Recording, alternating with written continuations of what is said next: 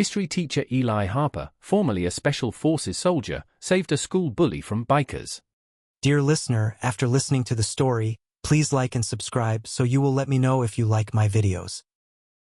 Mr. Eli Harper, a 32-year-old African-American history teacher, moves from bustling New York City to the small town of Willow Creek, Georgia. He rents a car and decides to turn on a classic jazz radio station. Miles Davis's music fills the car, adding a special atmosphere to the moment. That track always makes me feel a little freer, Eli smiles, switching to the next track. The driver, an older man named Joe, whom he hired as a partner, nods. Good choice, man. It's not often I meet people who appreciate real music. Eli was wearing a white shirt with the sleeves tucked into his elbows, blue pants, and a vest.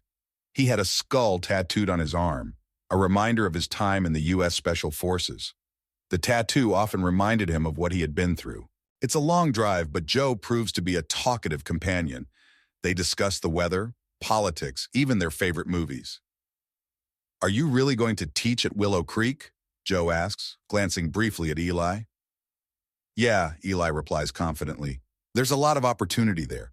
I want to show these kids that history isn't just about dates and wars. It's about their lives. But their journey takes an unexpected turn when they stop at a gas station just outside the town. Several bikers standing next to their bulky motorcycles immediately notice the rental car with New York plates. One of them, a tall man with a beard and a leather vest, approaches. Are you lost, kid? He asks mockingly, exchanging glances with his comrades. Eli feels the tension rising. No, I'm just passing through. We have a long way to go, he says calmly, trying not to show his fear. A long way? Then why don't you leave the car with us and walk? The biker smirks, and his friends start laughing. Joe gets out of the car and says firmly, Look, guys, we just need to get gas and then get going. We don't want to inconvenience anyone. However, the bikers are clearly not in the mood to let them go so easily. One of them is already approaching the hood, as if intending to do something to the car. At this moment, Eli takes a step forward, his hand becomes visible, and the leader of the bikers notices a skull tattoo. His gaze changes. Instead of mockery, there is tension in his eyes. He probably understands that it is better not to mess with this man. Okay, kid, today is your lucky day, he says after a moment of silence and signals his men to retreat. Eli and Joe quickly return to the car. As they pull away from the gas station, Joe chuckles. You just looked adversity in the face and didn't back down. Not everyone can do that. Eli responds, smiling. Sometimes you just can't afford to back down, especially when there's something important coming your way. They pull into Willow Creek late in the evening. The town seems quiet, with only a few lights gleaming in the windows of houses. A gentle breeze greets them at the school where Eli plans to work, bringing with it the scent of pine trees. Welcome home, Mr. Harper, Joe says, extending his hand. Eli shakes it back, sensing that his new beginning is just beginning, and it won't be easy. Eli Harper woke up at dawn. He had a habit of getting up early from his days in the Special Forces. He looked in the mirror, ran a hand through his neatly styled short curls, and smiled slightly. His face showed slight fatigue from the move, but his eyes were determined. First day, he thought, taking out the suit he had prepared in advance from the closet. He chose a classic navy blue jacket with a subtle stripe, a white shirt, and perfectly pressed trousers. A skinny tie was neatly placed around his neck, and his black leather shoes were so shiny that you could see his reflection in them. He glanced at his wrist, lingering for a moment at the skull tattoo. It was a reminder that he could endure any hardship. Well, let's see what fate has in store for us today, he said to himself, straightening his jacket and leaving the house. Willow Creek School, despite its small size, was well kept. The red brick walls, freshly painted white window frames, and neat school grounds all suggested that they cared about their appearance. But Eli couldn't help but notice the looks he got from the students standing at the entrance. Most of them were blonde, some red-haired with freckles on their faces. He didn't see a single black student. Even the school staff, the cleaners, the maintenance staff, and the teachers he passed on his way to his office were all white. Some of them nodded pleasantly, but he caught a wariness in their eyes. Well, that was to be expected, Eli thought as he walked down the hallway. You can't expect too much from them right away. His classroom was on the second floor. The room was spacious, with tall windows that let in soft morning light. The desks were light wood, and the blackboard was new, with a shiny black surface. On one wall hung a portrait of Abraham Lincoln, on the other a blank notice board. Eli looked around the office, trying to memorize every detail. He had arranged several books on the shelf, from classic U.S. history to works on the African diaspora. Maybe someone will be interested, he thought, smiling. As the first bell rang through the school, his students began filing into the classroom. Teenagers of all ages noisily took their seats. Their eyes studied him, some with curiosity, some with mockery, some with obvious hostility. Eli stood at the board, his hands clasped behind his back. His posture was impeccable, his voice confident. "Good morning, I'm Mr. Harper, your new history teacher." His greeting was met with a discordant chorus of good mornings that rang with laziness and genuine indifference. "I hope we spend this year productively, learning not only about dates and events, but also understanding how history impacts our lives." Perhaps I overestimated their interest a little, Eli thought, noticing how one of the students whispered something to his neighbor, and both began to laugh. Soon he noticed someone who clearly stood out from the rest. A boy with short blonde hair and a confident grin sat in the center of the classroom. He casually lounged at his desk, as if he wanted to show that he was bored here. It was Grant Wells, the son of the school principal. "Hey, Mr. Harper, have you ever heard of Lincoln?" Grant said loudly, interrupting the teacher. The question drew laughter from the class. Eli realized that it was not a sincere attempt to ask, but an obvious attempt to offend. He paused to consider his answer. "I heard, Grant. And you?" he asked, looking him straight in the eye. Grant shrugged, grinning. "Well, he kind of freed someone. Was it you, Mr. Harper?" The phrase drew a roar of laughter. Eli felt the blood rush to his face, but he restrained himself. "Don't show them they can piss you off," he reminded himself. "No, Grant, I wasn't there. But if you want, we can talk about how Lincoln changed history. Or doesn't that interest you?" Grant was silent, but the grin never left his face. After class, Eli went to the principal's office. The door was massive, with a sign that said, "Principal Wells." He knocked, heard a gruff, "Come in," and went inside. Mr. Wells was a large man of about 50, with a thick mustache and a stern expression. He looked up from his papers, studying Eli with apparent coldness. "Did something happen?" he asked, taking off his glasses. Eli gave a brief account of Grant's behavior. The director, having listened, leaned back in his chair. "Mr. Harper, you have to understand that children are children. Sometimes they can be too straightforward." Eli felt his insides boil. He's not even trying to pretend he's going to help, he thought. "I understand, sir, but I think your students need to know the boundaries." Wells nodded, but his eyes said, "This conversation is over." Eli realized that there was no point in expecting help. That evening, he sat in his office, looking at his stack of books and wondering what would happen next. "They want to show me that I don't belong here, fine, but I've been through more than their ridicule." He looked at his tattoo again. "This is just the beginning," he said out loud to himself, looking out the window at the dark, quiet city. The morning began with a slight chill, though the sun was already rising steadily over the horizon. Eli again chose a classic suit, this time dark gray, with a white shirt and black tie. He took a few extra minutes in front of the mirror to carefully comb his curls and checked his shoes for stains. Appearance is the first step to respect, he reminded himself, though he knew that wouldn't be enough at Willow Creek High. When Eli arrived at the teacher's lounge, he noticed several colleagues animatedly discussing something near the coffee machine. "Have you heard about those bikers?" said a short man in glasses and a plaid shirt. It was Mr. Bennett, the math teacher. "They caused a real havoc at a club on the southern outskirts of town, broke furniture, fought with the security guards. I hear they've taken up residence in our area now," added Miss Carter, the English teacher. Her stern hair and glasses gave her the appearance of a disciplined person, but her voice betrayed a slight nervousness. "They were seen outside the Golden Horseshoe last Friday." "And no one does anything with them?" Eli asked, pouring himself some coffee. "The police pretend to try," Bennett said with a shrug. "But who wants to mess with these guys?" Eli took a sip of coffee, remembering the encounter at the gas station. The biker leader had noticed his tattoo and backed away. They were dangerous, but cowardly, he thought. The conversation moved on to other topics, and soon the bell rang. The teachers went to their classrooms. Eli paused for a moment as he entered the classroom. He immediately noticed that the atmosphere in the room was tense. The students were quietly exchanging glances, and Grant was sitting at his desk with a smug grin. "He's up to something," flashed through his mind. Before he could step inside, there was a splash from above, and a bucket of cold water fell on him. "Oh, oh, oh!" Laughter exploded in the class. Eli slowly closed his eyes, feeling the water run down his hair, shirt, and jacket. The bucket crashed to the floor, leaving a puddle. He stood there, dripping wet, hearing the students laughing loudly behind him. Grant was openly slapping his knees, as if he couldn't believe how funny this was. "This is it," Eli thought, gritting his teeth. For a moment, he had a mental image of himself berating Grant in front of the entire class, or even knocking down the door to the principal's office, demanding justice.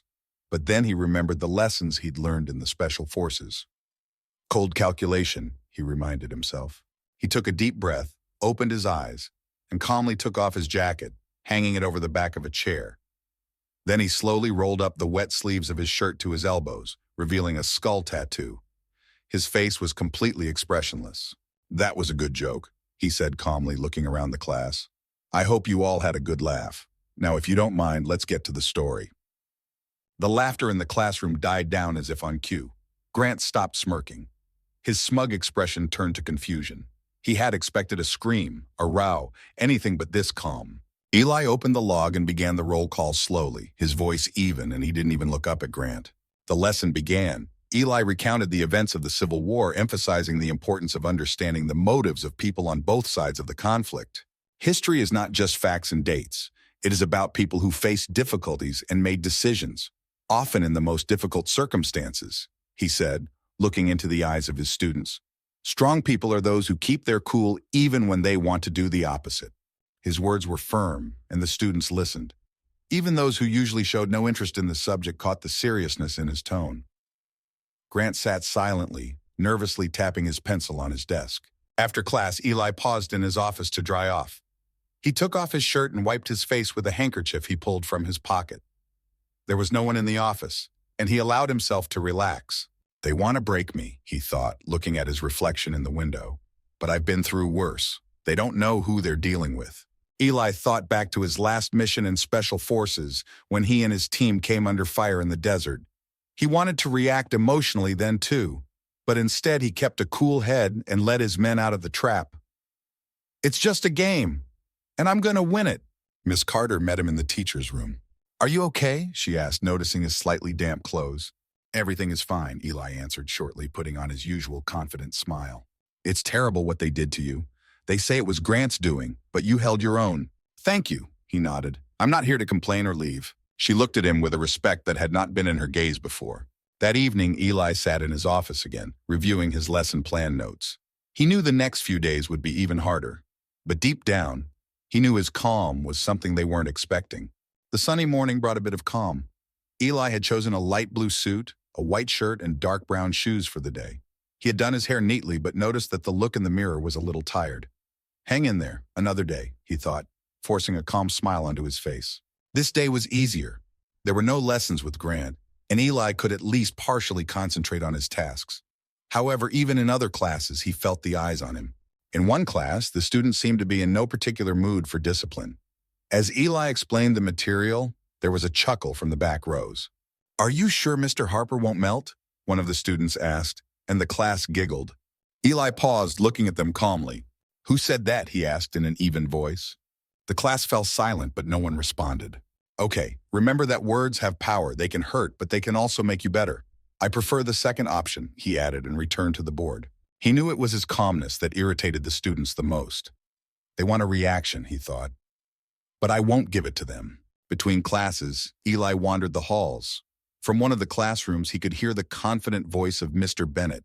He was loudly explaining a complex math problem, and the students were tensely writing it down.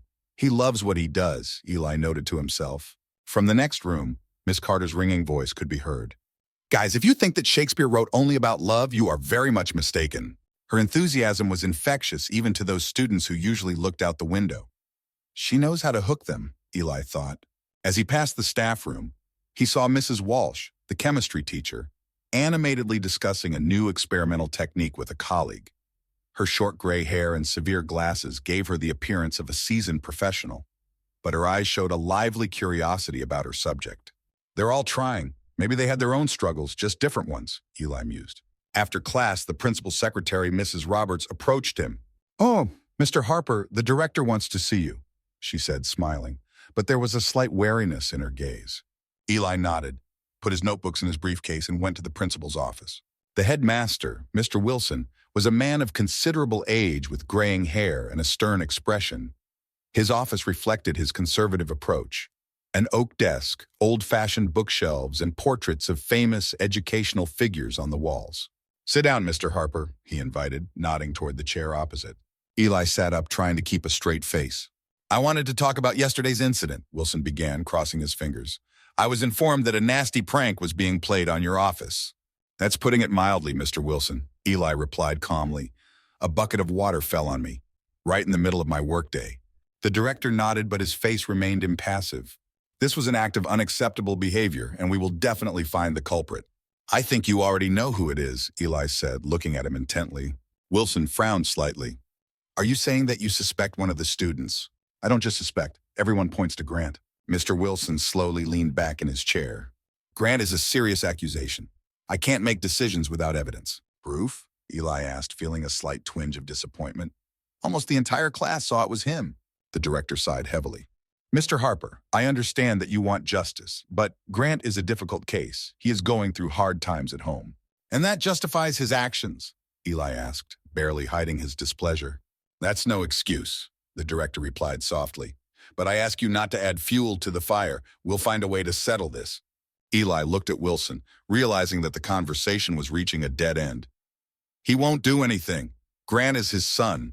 This was all for nothing, he thought, suppressing his irritation. Thank you for your time, Mr. Wilson, Eli said, standing up. If you need my help, you know where to find me. He left the office feeling heavy in his soul. Eli walked home, thinking about the conversation. This school is a lot more complicated than I thought, but if I leave, they'll win. And that's not why I came here. Clenching his fingers into a fist, he raised his head. New trials awaited him ahead, but he was determined to endure them. Saturday night was a rare opportunity for Eli to relax. His colleagues, Mr. Bennett and a couple of other men from the school, invited him to a local bar. Eli decided not to refuse. For the outing, he chose black jeans, a white shirt, and a leather jacket. He styled his hair a little casually, adding a relaxed touch to his look. The bar greeted him with the usual noise: wooden tables, dim lighting, the smell of tobacco, and the sounds of country music from an old jukebox.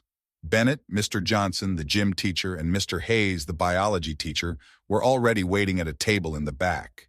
"Mr. Harper, at last!" Bennett exclaimed, raising his glass. "Well, I couldn't pass up the opportunity to see how you relax," Eli replied with a smile, sitting down at the table. At first, the conversations revolved around school.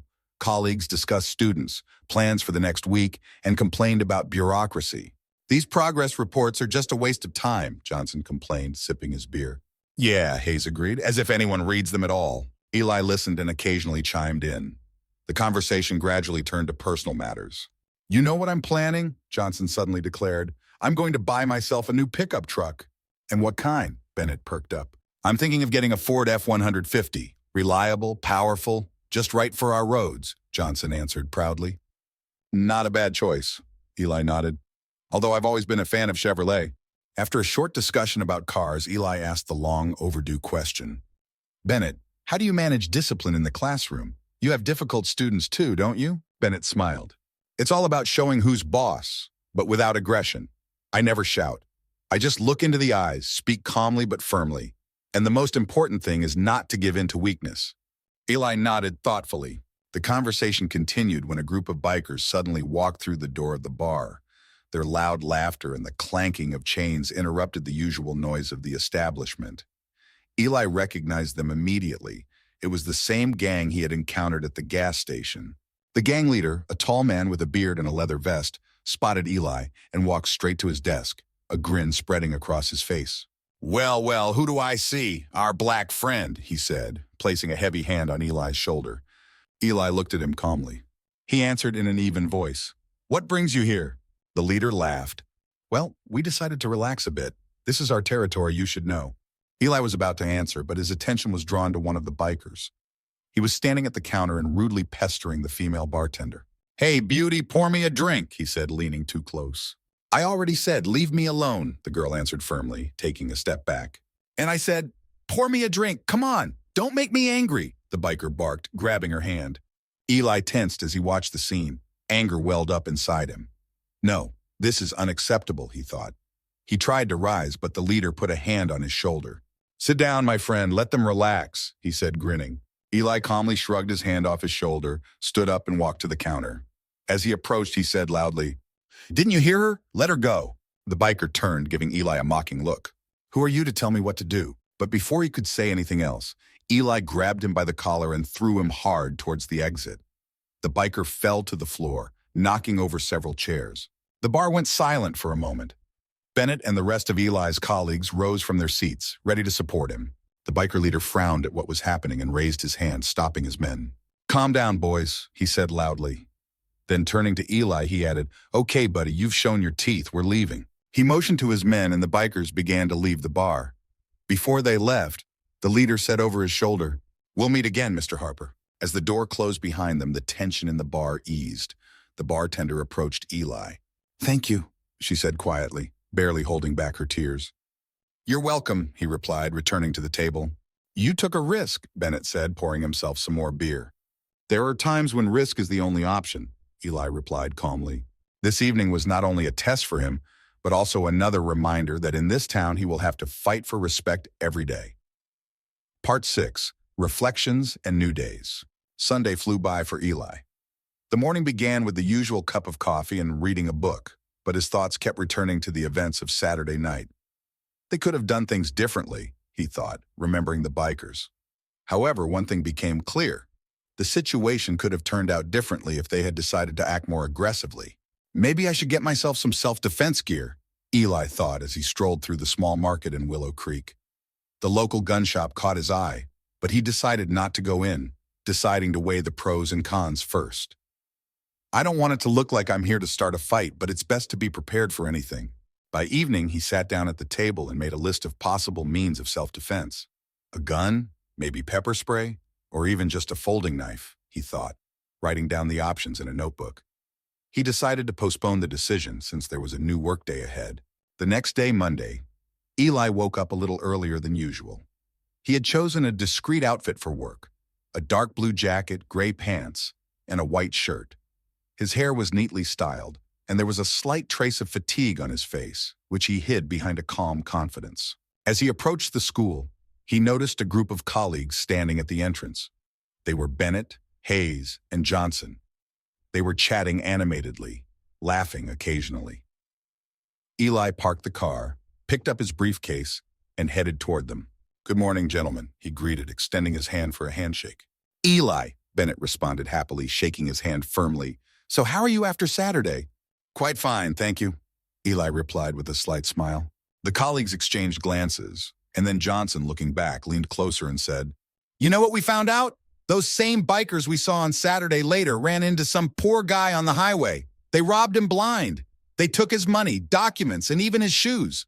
"Yeah," Hayes added, shaking his head. "It's getting worse in this town. Where are the police when you need them?" "Exactly," Bennett confirmed. "This isn't the first time this has happened in recent months." Eli listened in silence, thinking about how little they knew. He remembered their first meeting at the gas station.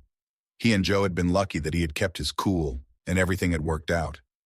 They could have robbed us too, he thought, but he didn't say it out loud. "The police are more busy with paperwork than with real cases these days," Eli said, to make conversation without going into details. The colleagues nodded in agreement, and then the bell rang, calling everyone to class. "See you later," Eli said goodbye as he headed to his classroom. Classes were surprisingly quiet that day. Grant, the principal's son, was not on Eli's schedule, which was a relief. He was assigned to classes with relatively disciplined students. There were a few difficult teenagers in one of the groups, but even they did not openly disrupt the lessons, limiting themselves to a couple of jokes about the color of Eli's skin. They were especially amused by the topic of water. They recalled the incident with the bucket on Saturday. "Mr. Harper, you're immune to water now, aren't you?" one of the boys asked sarcastically, causing laughter in the class. Eli looked up, smiled, and replied, "Water is life, boy.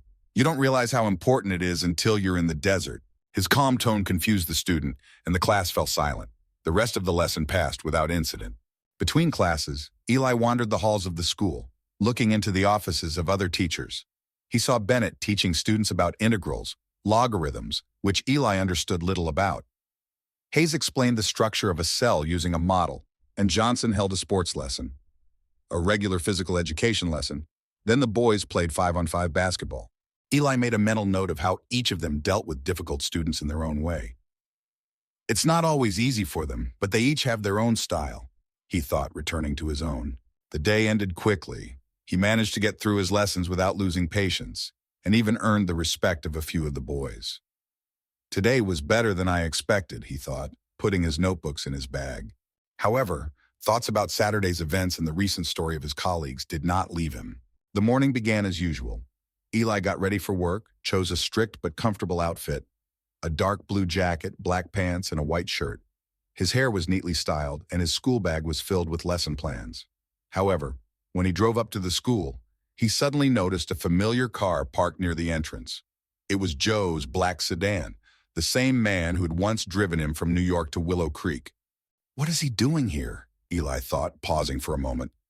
Unease crept up inside him. The car looked worse than he remembered. There were scratches on the body, and one of the mirrors was broken.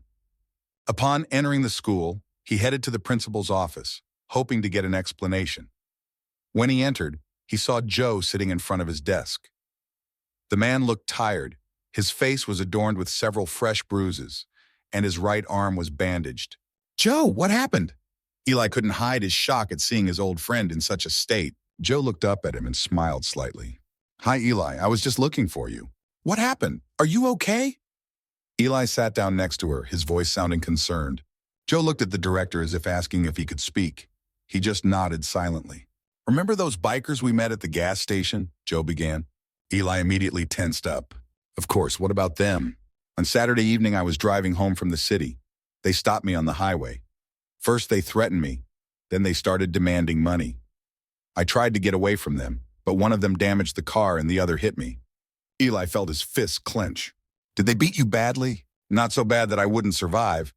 Joe tried to joke, but the smile on his face quickly disappeared. "They took everything I had, my keys, my wallet, even my phone. It's a good thing a passing driver found me and took me to the hospital." Eli was silent, not knowing what to say. He felt guilty. "Maybe if I hadn't held back then, everything would have been different," he thought. "Joe, listen, we can meet after school or on the weekend. We'll discuss everything in detail. You shouldn't travel now until you've recovered." "Thank you, Eli. It means a lot to me," Joe replied, standing up with difficulty. Eli shook his hand and looked into his eyes. "We can handle it." After this conversation, he felt anger and anxiety mixing inside him. However, he could not allow himself to lose control. Eli barely had time to catch his breath before heading to his office. It was a lesson with Grant, the principal's son, and Eli had prepared himself for the next challenge. When he entered the classroom, the students were already seated. Grant, as always, stood out with his self-confidence and mocking smile. "Good morning, Mr. Harper," he said, barely holding back his laughter. Eli noticed something shiny on his chair. As he got closer, he realized it was a thick, clear liquid that resembled glue. "So that's it," he thought. Irritation was boiling inside him, but he knew better than to give in to his emotions. "Who did this?" he asked loudly and clearly, looking around the class. No one answered. The students' eyes darted from the table to Grant, but no one dared to say a word. I asked a question. "Who did it?" Silence. Eli straightened up, walked up to the board, and said, "Okay, if I stand for the entire lesson, so will you, so stand up." The students froze. "Every single one of them," he added. The class stood up reluctantly, looking at each other. Grant seemed slightly taken aback. He had clearly expected a different reaction. The lesson was tense. Eli continued to teach the material, ignoring the grumbling of the students. "Mr. Harper, maybe that's enough. It's not our fault," one of the students tried to object. "If none of you confess, then everyone is guilty," Eli answered calmly. Grant rolled his eyes but remained silent. Apparently, his plan to provoke the teacher had failed. When the lesson was over, Eli said, "You may sit down, but remember, I will always find out the truth, even if you think you can hide it." The students sat silently. Grant looked irritated but said nothing. After class, Eli stayed in his office to collect his thoughts.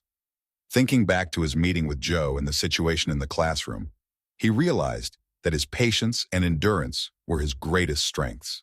"I won't let them break me. Not here, not anywhere," he thought as he walked out of the classroom. Eli's school life had changed for the better. After a few tense weeks, the students had begun to respect him. Even Grant had become more reserved, as if he had lost the desire to annoy the new teacher. His colleagues greeted him with more warmth, and some even left coffee for him on the desk in the staff room. It was a small but significant change that showed he was beginning to earn their trust. But thoughts of Joe and the bikers haunted Eli. He remembered how vulnerable his old friend had looked when he told of the attack. They must not get away unpunished, he decided. On Saturday evening, Eli arrived at Joe's house. The house was modest but well kept, with a small porch with a table and 2 chairs. Joe came out to meet him with the restored car, which was parked at the entrance. "Hello, Eli. Glad you came," he greeted, extending his hand. "Hi, Joe. How are you?" Eli asked, shaking his hand. "Yeah, fine. I'm slowly coming to my senses. Come in. I've made dinner." They sat down at the dinner table, where Joe served fried chicken and vegetables. The conversation began with neutral topics, but soon turned to the events of that ill-fated evening.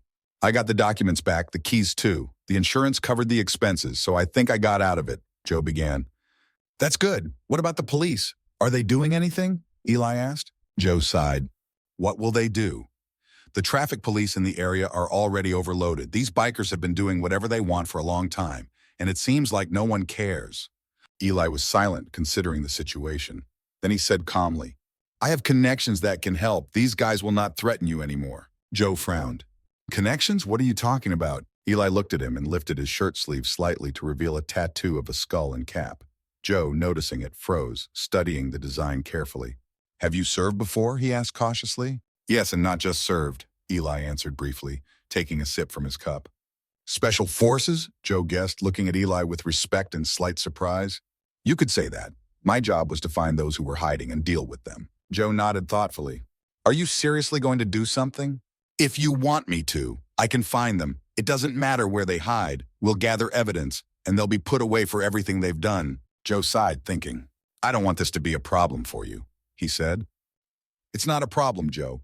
Believe me, they crossed the line, and I won't let them do it to anyone else again." Joe looked at Eli with respect, but also with a little doubt. "Okay, if you think this is right, then I trust you." They discussed the details. Eli suggested turning to his old contacts who could help track such people. He had access to private information channels that he used from his service days. "I'll start by finding out where they are now. Maybe they left traces at the gas station or in the bars they usually hang out at." "How will you do that?" Joe asked. "I have my own methods," Eli evaded the answer. Joe looked at Eli's tattoo again, as if trying to unravel the hidden story.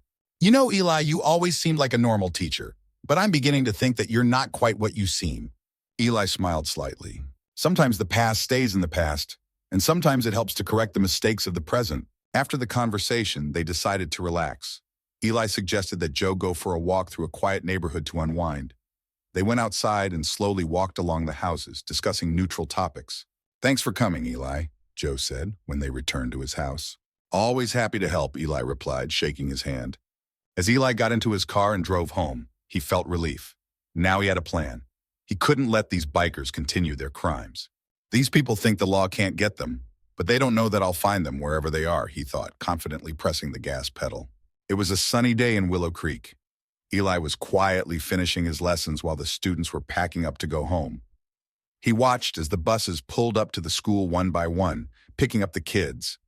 Everything was going smoothly until the loud roar of engines began. Eli looked out the window and knew immediately that trouble was coming. The bikers, the same ones who had attacked Joe, had pulled up to the school bus and surrounded it. The children, who were already getting ready to board the bus, froze in fear. "Oh God, not this," Eli whispered. He quickly ran out of the office and headed towards the exit. The leader of the bikers was the same leader Eli had met at the bar. His face was a mixture of anger and triumph. "Hey, black friend, come out," he shouted, waving his hand. "We came to see you." Eli stopped at the school doors, assessing the situation.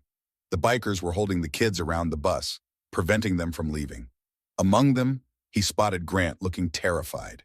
"Let the children out," Eli said calmly, stepping forward. "Yeah, right," the biker leader laughed. "You think you're a hero here? You're just a bag of bones who decided not to play by our rules.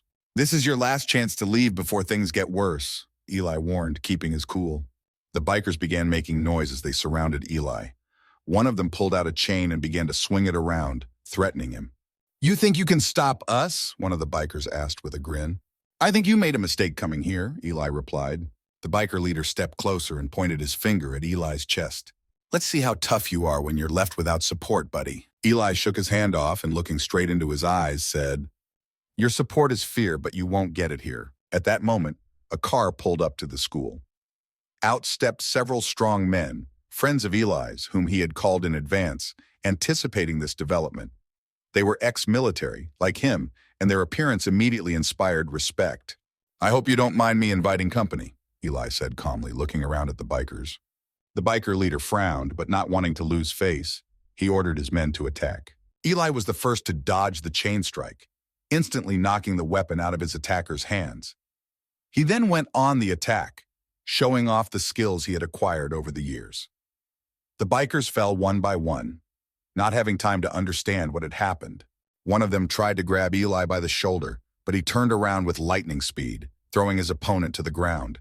His friends also did not stand aside, helping to neutralize the remaining bikers. When the leader of the bikers was the only one left who could still resist, he pulled out a knife and moved towards Eli. "You don't understand who you're dealing with," he shouted. But Eli, keeping his cool, knocked the knife out of his hand and grabbed it, twisting it behind his back. "That's all," he said, holding the leader back. The kids who had been hiding behind the bus began to applaud. Even Grant, who usually despised Eli, looked at him with genuine respect. The police finally arrived and arrested the bikers. The chief of police, an older man with gray hair, approached Eli. "It seems like you've done all the work for us here," he said with a smile. "I was just doing what I had to do," Eli replied. From that day on, Eli became a legend in Willow Creek. Students no longer saw him as an outsider, and his colleagues respected him even more. "Have you ever heard stories like that?" asked one of the students, sitting at an assembly held in Eli's honor. Eli, standing in front of the audience, began to tell stories from his service. "There was a time when we were conducting an operation in the jungle. One of our guys almost lost a monkey that stole his radio," he began, and the audience burst into laughter. Eli's stories were not only inspiring, but also funny. Colleagues and students gathered to listen to his stories, feeling like they were now part of something bigger. Respect for Eli grew so much that even Grant, who had always disliked him, came up to him after the meeting and extended his hand. "Thank you, Mr. Harper. You are a real hero." Eli smiled and shook his hand. "Thank you, Grant. Remember that anyone can be a hero. The main thing is to choose the right path." Thus ended one chapter in the life of Eli Harper. But for the people of Willow Creek, it was only the beginning of a new, more united history.